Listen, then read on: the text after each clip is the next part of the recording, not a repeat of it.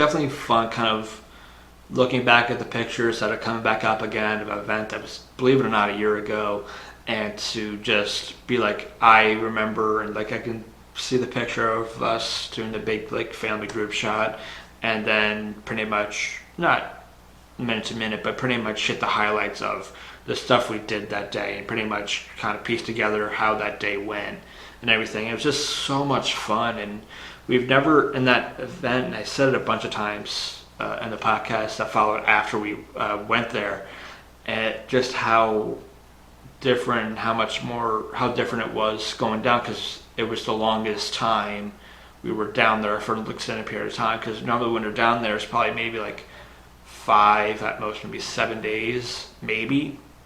And those 7 days were normally like 5 days at Disney and then like 2 days at Universal. So we'd spend 1 day at each park, kind of thing, at Universal, because how we did family trips before was obviously, and if we had a family trip, we incorporated both Disney and Universal into those trips.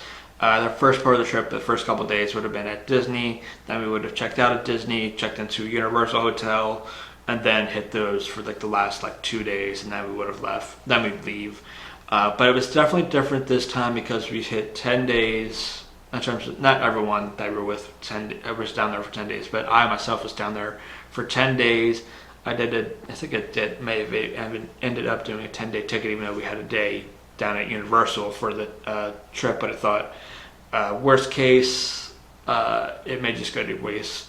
Obviously, it's a good amount of money, but it would have been key if we would have thought at the time, oh, maybe when you get back, if we were done early enough, if we wanted to go out to like Epcot to get a bite to eat or something like that. It felt like a good kind of thing to have in a back pocket just in case. We didn't use it and everything, but I was still able to use like 9 days ticket. And yeah, that may have been a little bit too long, but like I said in the podcast that followed me being down there, is that I am the type of person who thoroughly enjoys Disney World and theme parks and stuff like that. So when I'm down there, I can immerse myself in the experience. And while that doesn't necessarily mean like hitting every ride or being able to hit every ride and everything, but maybe taking in some of the ambiance and everything of what the theme parks kind of offer and everything, all the little shows or events or anything going on down Main Street or anything like that, hitting a shop or anything like that, or just taking some of the attention to detail, like if you were down in Animal Kingdom, just kind of taking in all that kind of experience. And all that's just so much fun. I can spend so much time down there and just not get tired of it. So for me, it was no issue just being down there for so long. But for the family that I was, for some people in the group we were with, it may have been a little bit too long in terms of everything. And it's definitely a different kind of vibe in terms of doing that, because obviously we did that beach trip this past summer, and then last year this time we were down in Disney, and it's definitely two different kind of vibes. And while I can definitely spend my time relaxing and doing those Disney trips, and that Disney trip was a lot more relaxing because of how long we were down there. There was no rush to do anything, and stuff we missed, we're like, okay, it's fine. We've hit it many times and everything. Like some of the key things we hit that we always hit, just tradition-wise, is I didn't ride Tower of Terror. I didn't go in Haunted Mansion. What else? I still haven't ridden any of the rides in the Pandora area and Animal Kingdom. We didn't get on the Frozen ride, but everything else we pretty much hit for the most part. I think we also kind of want to see the Indiana Jones stump show, just because, again, nostalgia. We used to always kind of watch it and everything. But it was one of those things that we just never found a good time, or the waits were like for Tower of Terror, for instance.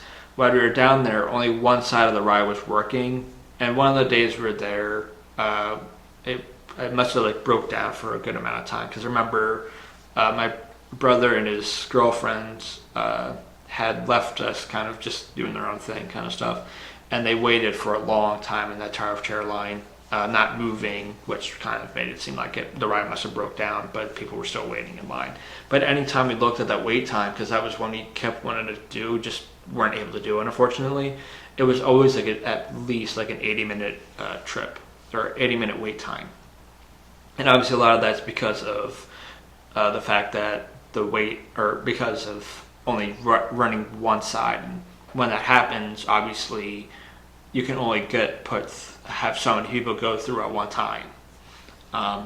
So yeah, there was definitely stuff we still missed, but you were still able to kind of enjoy and still have some kind of relaxation to the trip, but definitely not as relaxation as like hitting a beach like we did this past summer back in September, because that is pretty much just all relaxation. It's you kind of hit or you wake up kind of thing, do your however you want to get ready. If you have breakfast at the place you're staying at, if you go out for breakfast or whatever, then you spend most of your time just relaxing beachside, very relaxing, calming kind of experience. Whereas Disney, I could absolutely see people being a little overwhelmed because or even Universal too, because there's just so much stuff to do that you don't want to miss out on too much.